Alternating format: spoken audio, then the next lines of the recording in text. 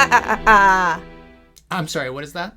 That was the Joker. And a spot-on Joker at that. Thank you.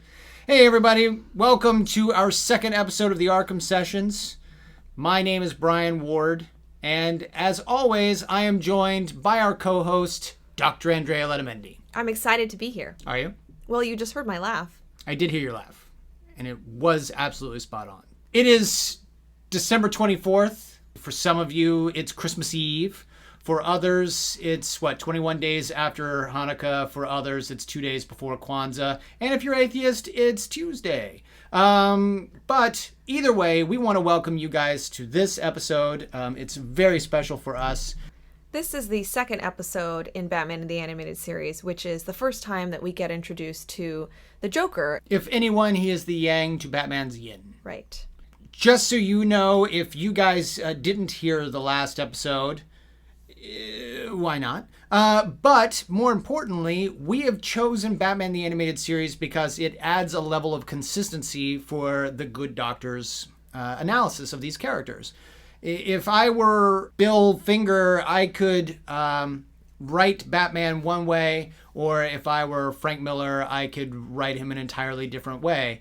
That's not what we want to analyze. We don't want to argue between writers. We want to argue consistency. So if you're going to write for Batman the Animated Series, you have to maintain a certain level of consistency by sticking to the Writer's Bible, which was developed by Bruce Timm and Paul Dini and Mitch Bryan when they were developing this series.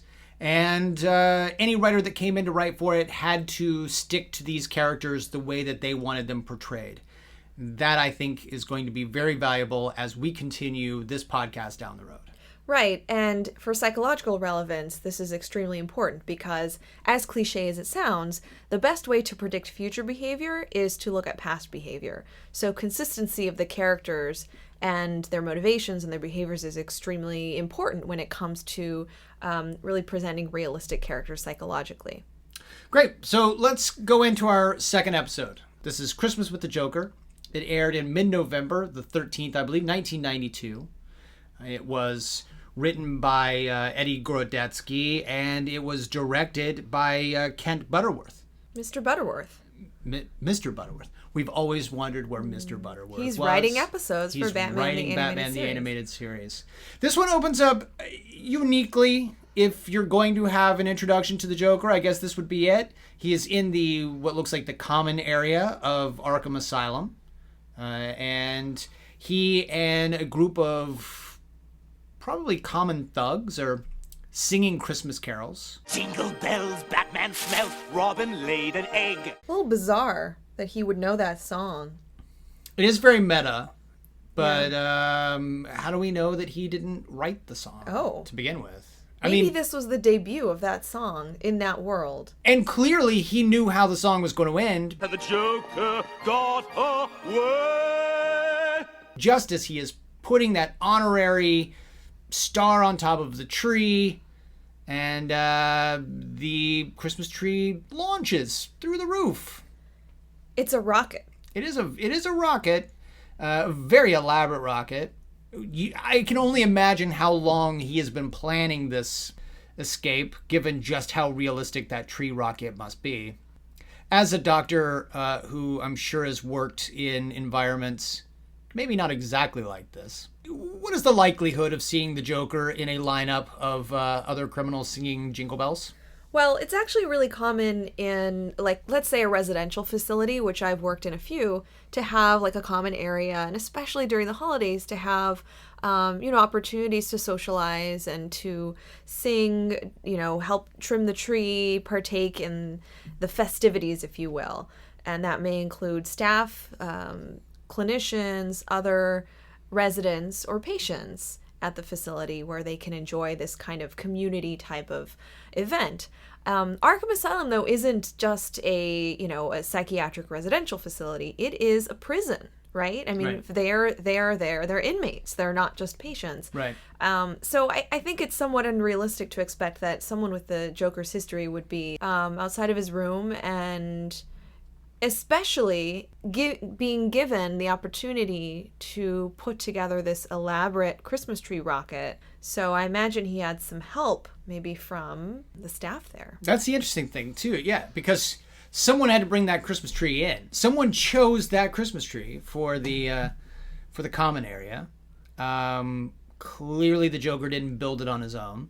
But we don't see any accomplices throughout this particular episode. Usually he's got henchmen, and the villain of the week has henchmen.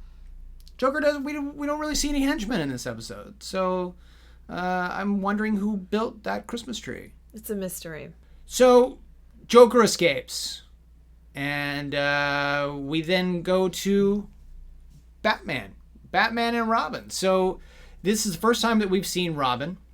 He is, I would say, teenager. What, 15, 16?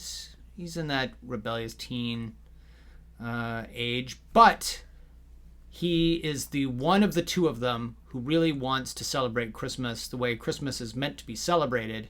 And that is with family. That is with a cozy fireplace, nice dinner, and, of course, It's a Wonderful Life. Robin is actually seeking some time with Batman and some time to just, essentially, like you said, to be with family and to celebrate the holidays. But Batman is kind of pushing that idea away and kind of pushing Robin away in that sense, not really paying attention to his needs for connectedness and family, and to rather kind of turn his back on that. Even scum spend the holidays with their families. I think this episode, certainly more than the first one, and due to the nature of this podcast, we're not allowed to project further into episodes down the road. So certainly from what we've seen of Bruce and Batman, this episode really says more about him psychologically than even the Joker, in that he's not anti-family per se, but he even says he's never seen It's a Wonderful Life because he can't get past the title. He doesn't necessarily think that Gotham is safe for a night without them. He clearly doesn't know the city as well as he thinks he does, because he firmly believes that on Christmas Eve there's going to be some crime going on, and yet everything that he finds and sees it's a very peaceful city that night. You just can't believe there's no use for us for one night. Batman is sort of putting up some defense. The city needs him, and therefore he needs to be out there protecting citizens, when, as you mentioned, in the beginning of this episode, there's very little going on. There's not a lot of crime, and, Robin is sort of hinting that they don't really need to be out there. And every time Robin makes a factual statement or a statement that proves to be true, Batman takes off. He's like, leave me alone. Oh, bah humbug to you too. Robin is trying to recreate this sense of family, togetherness, just spending a night on Christmas Eve watching a movie, and Batman doesn't seem to be motivated to recreate or have a sense of family right now. He's more fulfilled, and he feels more like himself being a protector, being on duty, being on guard, and ensuring that other people are safe, which is kind of an interesting construct, because Batman's interests right now are in making sure the city's safe and making sure that strangers are safe, and Robin's needs right now are to spend time with his father figure, the person that he considers his family. So, go with me on this. Is Batman agitated because he doesn't get to beat people up? There's a moment where he thinks he's going to save a little old lady, and then the kid, who would typically be the thug in a situation like this, is actually giving her the gift that she dropped a couple of blocks back. Doesn't really get the sense that what he really wanted to do was help the old lady so much as I really want to beat up that kid. And sometimes when you're looking for something, you see it everywhere. I mean, that happens to all of us. We kind of want to see something when it's not there. And so he's kind of projecting that these crimes are happening and they're not really happening. Yeah. Is he agitated that he's not beating people up? I think he's uncomfortable when he's not being Batman. Like, let's go down. I mean, I think that goes further to the distinction between Bruce Wayne and Batman, that he is, as Bruce Wayne, is he comfortable just being Bruce Wayne? Is he functional just being Bruce Wayne and not acting as Batman, not having this responsibility, this duty to protect, this need to avenge, the death of his parents? And I think this is one, it's funny because this is a, one can say this is a lighthearted Christmas episode. And I think it's lighthearted in the cartoony plot of it, but psychologically speaking, this actually speaks volumes about Batman. It does in that he has this invitation and this opportunity to be somewhat in what one would consider a normal, interpersonal, close, emotional relationship with Robin. And I don't mean that any more than that they're family members and that they care about one another, and this is an opportunity for them to bond, for them to, as I said, kind of recreate their own family. And rather than embrace that, he has other interests right now. For one, he has this suspicion that this is a night that especially, is going to need some protection.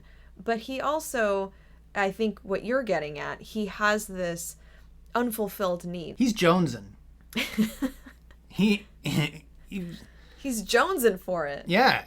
Every opportunity, it's turned away, just increasingly agitated, until he finds out that the Joker's escaped, and then it's on. Now the Joker's escaped. The Joker has taken over a television station, and he has kidnapped Commissioner Gordon, Summer Gleason, and Harvey Bullock. And here they are, the awful family.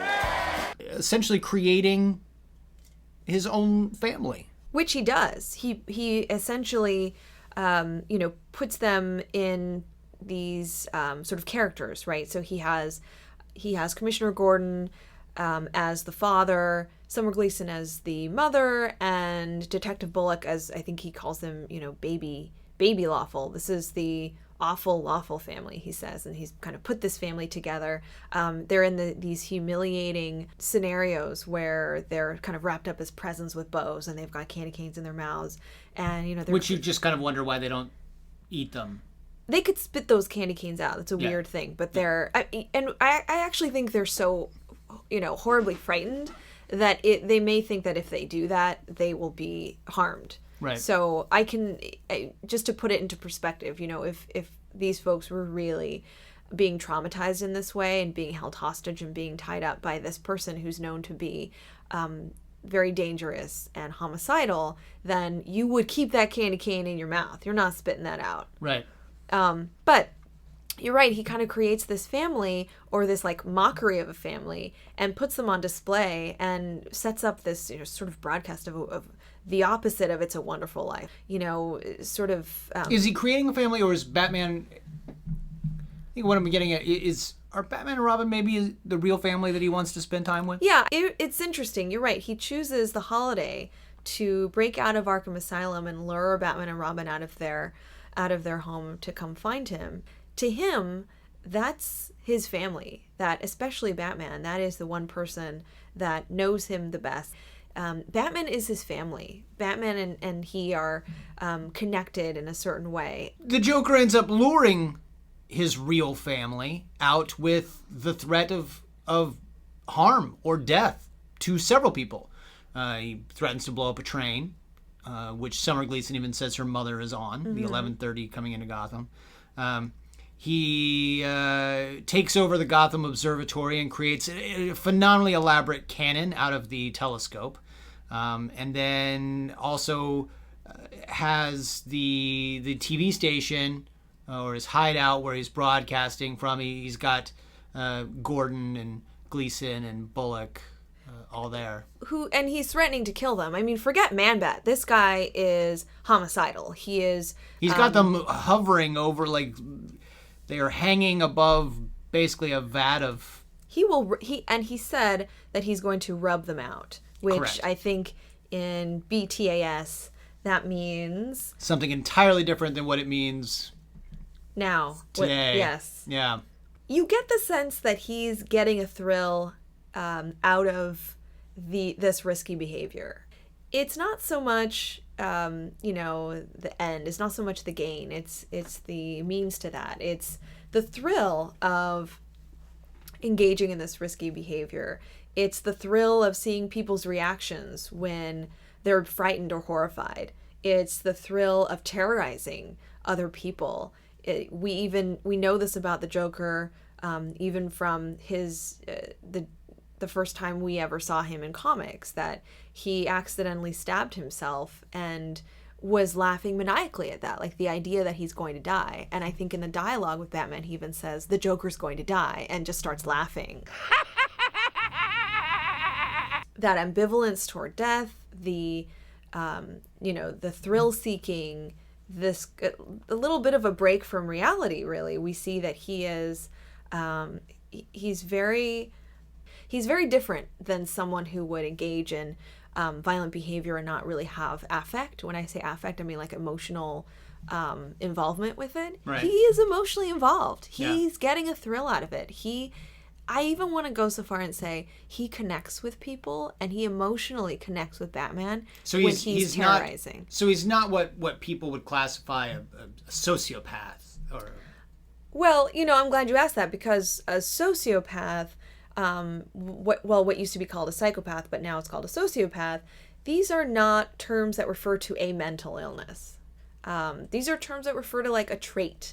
Some people have this trait where they have sociopathic tendencies, and it's typically used in court cases to describe people that have engaged in really violent behavior, homicide and rape, and just really horrific stuff, because the people that are high on this psychopathic or sociopathic trait tend to have very little remorse about what they're doing, tend to engage in this violent behavior, are narcissistic. And yet, while this is certainly a trait that we might see in the Joker, it doesn't necessarily capture his presentation that well.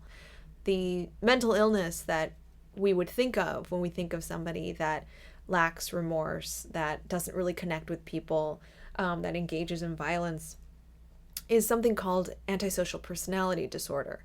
And that's a long-standing, very pervasive disorder, typically found in men, actually, who engage in these violent behaviors, and they don't have a lot of remorse about it. But the Joker's different than that, right? He wants to actually connect with other people, which is actually more consistent with something called borderline personality disorder. Borderline personality disorder is another personality disorder that's also very pervasive, very long-standing, but it involves actually the instability of the self and a lot of more emotionality. So with the Joker, as I said, we're sort of seeing his attempts or his need to connect with other people. Now, he does it in really frightening and maladaptive and bizarre ways, right? With his style. But we're seeing that he's actually making attempts to connect with Batman in some way. So what you're saying is you would lean more toward borderline personality disorder for someone like the Joker. But what you just described about antisocial personality disorder might be a little Batman-y, a someone who doesn't necessarily want to connect or feel the need to connect, doesn't necessarily understand, would do the beating up of the thug if it meant an end game of no more crime in Gotham or whatever. No. I mean, I think that's not true of Batman. I mean, while I agree that he won't kill them. No, he's somewhat disconnected and he's distant, and he does have trouble regulating those feelings, because when other people say, hey, I want to connect with you, I want to spend time with you, he's uncomfortable because he hasn't really had, as an adult, and as a young adolescent and teen growing up, he's not had a lot of these opportunities. So he's not fully equipped. He may not be adept at really understanding and being skillful at connecting with others. But I would argue that he still wants to do that. For him, maybe spending time with Robin patrolling the streets, being a mentor, teaching him how to protect himself, teaching him the ways of the bat, that could be his way of really bonding and connecting. They have a mission, and that mission is extremely important to him. And he's not amoral. People who have when we talked about antisocial personality disorder, those are folks who do not have a moral compass. They will, they will engage in really as it's called, antisocial, really pervasively violent, careless, reckless types of things to get something personal, to get some gain from it. And as I said, that doesn't really capture the Joker either, because it's funny that when most people think of borderline personality disorder, one of the most, I guess, famous or well-known fictional characters is from that movie with Michael Douglas and Glenn Close. Fatal Attraction. Fatal Attraction, right. She's this, woman in love who really wants to get what she wants, and she really engages in these, she'll boil your pet rabbit. She will boil your rabbit, but she will also engage in like self-harm. She'll be incredibly emotional. She'll do terrible things to get closer to you. Does that make sense? Mm-hmm. And I think the Joker, even though he's male, studies are now showing that some earlier statistics about more women falling under borderline personality disorder were not so accurate. That initially that diagnosis was sort of kind of more appropriate for women, and they're finding that that the prevalence or the split between men and women may actually be about half and half when it comes to the folks that are diagnosed with when it comes to folks that present with these symptoms. But that in men, rather than having that Glenn Close character of hurting themselves and being incredibly emotional and being out of control, males with this disorder will engage in rage and aggression, that they'll act out in aggressive ways because that may be more, I guess, socially appropriate in this context for them to act out. Essentially, they have incredibly unstable relationships, but they also have this unstable sense of self, and they do not know how to connect with other people, and their way to do that is to act out. So you can imagine, or at least I would imagine, that the Joker is one of these people that looks in the mirror and really has this fragmented sense of self, this hatred for himself, this confusion about himself, and feels very alone and isolated and has really no way to connect with others. This is his way of connecting with someone else and feeling human with someone else. And Batman is the best person that he knows to do that with. Let them go, Joker. It's me you want.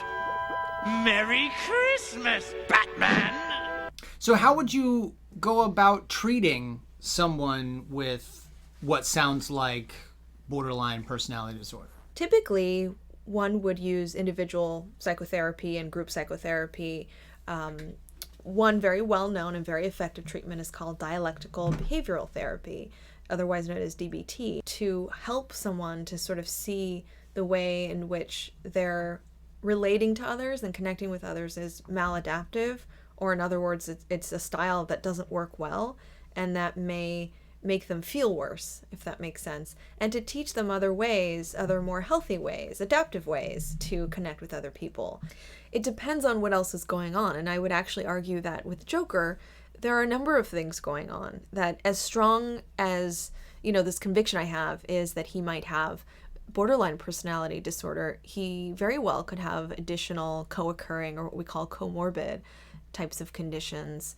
So he might not just be limited to borderline, he might also have additional problems absolutely, as well. Absolutely. That would be more realistic. So he's incredibly complex, and I think that there would be a lot of work in trying to understand what else it is that he's dealing with and trying to formulate a treatment that best fits him. But, at the end of the episode, he ends up back in Arkham. Mm-hmm. The solution for him is to put him back in Arkham. And he seems okay with that. I mean, it seems like he sort of got the thing that he really wanted. He wanted to connect with Batman. He wanted to put a pie in Batman's face. I mean, he was willing to kill people to do it. But the end game, what he really wanted was to put a pie into Batman's face.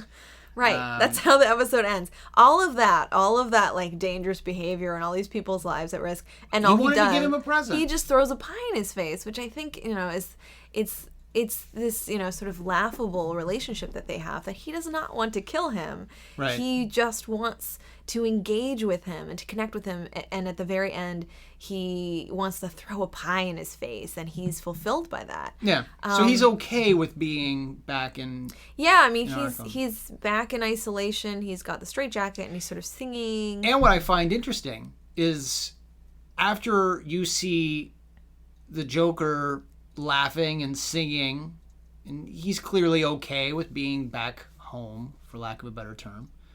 We then go to Bruce and Dick and Alfred having just watched It's a Wonderful Life. And Bruce is now happy. And it is a wonderful life. It has its moments. And he's grinning. Yeah, and he's not talking about the movie. He's talking about his own life. He's talking about being Batman. Being Batman is a wonderful life. It's got its moments. Right. You know, like, and I think he's as fulfilled with that night as the Joker was. Yeah, I would agree with that. He spent the whole Christmas Eve with the Joker, and that, to him, that's what was fulfilling to him. Batman's messed up. I think he has antisocial personality disorder. He does not. Not yet.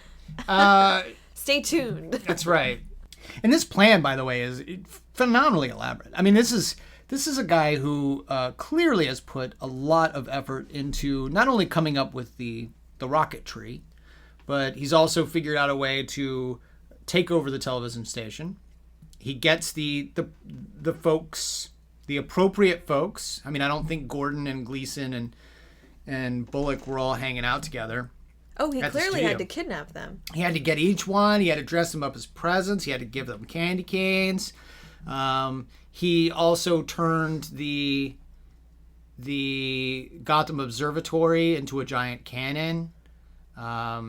He went through mass production of Joker gun turret robot statue He had things. like 6 or 8 life-size Joker, robot machines that were, shooting at Batman and Robin. I have no idea where He when this all constructed the entire cardboard audience for the studio. I mean, and I think he even had a set, like sort of a set in the background that was very Joker-centered. This guy had put a lot of effort into creating the perfect Christmas Eve night. He was wearing a jacket that he knew if tugged on, he could get out of and still have arms. Like the only thing that he didn't necessarily plan, and even then we can't say that this is true, was the wayward roller skate that ultimately ended up to him.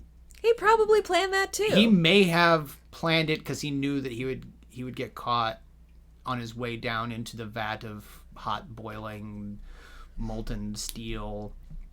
Yes. Which, by the way, in that moment, Batman even shows off maybe a little bit of a sadistic side, in that he catches the Joker and then sort of tortures him a little bit by lowering him a little bit further. Was that him lowering him into, the molten steel or whatever, was he? I thought his grip kind of loosened. I don't think Batman's grip ever loosens. Like I think Batman knew full well because then we cut to him and he's sort of smiling. He's like, "Merry Christmas, Joker." Like he was about to dip him. I mean, he wasn't going to, but he certainly wanted him to think he was. You're right. This is a lot of investment, a lot of planning, a lot of executive functioning. I mean, just so much kind of future-oriented types of planning and thinking that is indicative of high-functioning person. Like just the idea that he's doing this by himself. Sometimes we see he has henchmen, he has other helpers, but my understanding is that he did this on his own. And so that's someone who, as I said, there's a number of things that he could be suffering from in terms of mental illness, but he clearly has, high cognitive functioning at this point. Oh, and we didn't even talk about the fact that he built those gigantic robot toys, the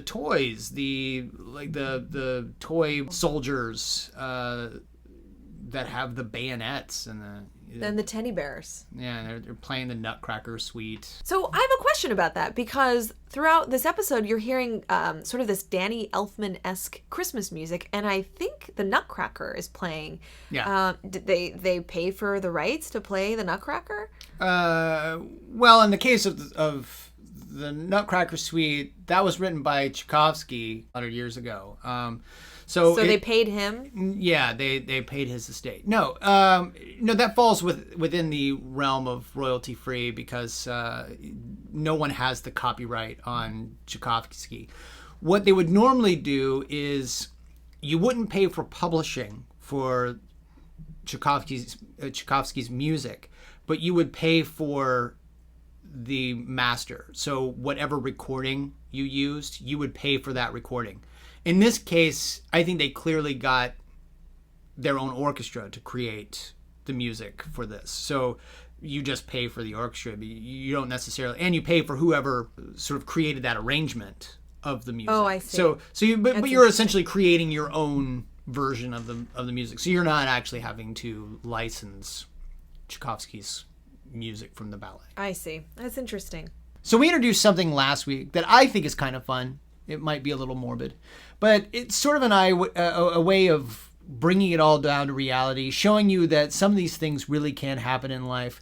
Sure, we could talk about people who dress up as creepy clowns, but I'm not sure there is a 1-to-1 ratio for the Joker. But there is actually someone who has taken over a television station. In October of 1980, a guy by the name of James Hoskins actually went in armed with 5 revolvers, a semi-automatic rifle, and seized control of a newsroom in Ohio, I believe. And there he held a reporter by the name of Elaine Green, her cameraman, and several other, I think it was 7 other hostages in the control room and in the studio until he could get what he wanted. Was it like Halloween with the Hoskins? Did he want candy? He may have wanted a little bit of candy. Actually, he described himself as a terrorist. He got an interview, which actually Elaine then ended up winning an award for. I believe she got the Peabody Award for conducting this interview. And he admitted that he had murdered his girlfriend earlier that day. And he was basically just kind of talking about how unhappy he was with the government, especially local government, but with the government. So he was one of those guys. He then let everyone out and sadly ended up shooting himself in the studio. But that is a case of someone doing what essentially the Joker did with Commissioner Gordon and Summer Gleason and Harvey Bullock. He didn't dress them up as presents, obviously, but those folks certainly must have felt as terrorized as Gordon and Gleason and Bullock. As a psychologist, and a psychologist who is certainly specialized in trauma, what might those people have been dealing with after that case? I mean, what could have Gordon and Bullock and Gleason have been dealing with after the Joker? Yeah, without question, that experience could have been very traumatizing for them. And I think that there's there's clearly, because the Joker is unpredictable and because he is so potentially callous and homicidal, they may have believed that they would die that night. And I think that, just that itself could be very frightening for them. But without question, having that experience will have an impact on them after that day. They could very well see Christmas and Christmas Eve entirely different for, several years after this because of this event. Who's next? Next, we've got the Scarecrow. One of my favorites. Yeah. Well, I would imagine for you, this would be particularly special. It is. It is for me. He likes to traumatize other people with the phobias, the anxieties, the fear. Yeah. So definitely come back and join us next week for episode 3 of the ARKHAM Sessions with Dr. Andrea Letamendi. And Brian Ward. That's it for this week. Have very happy holidays. See you next week, guys. Spot on.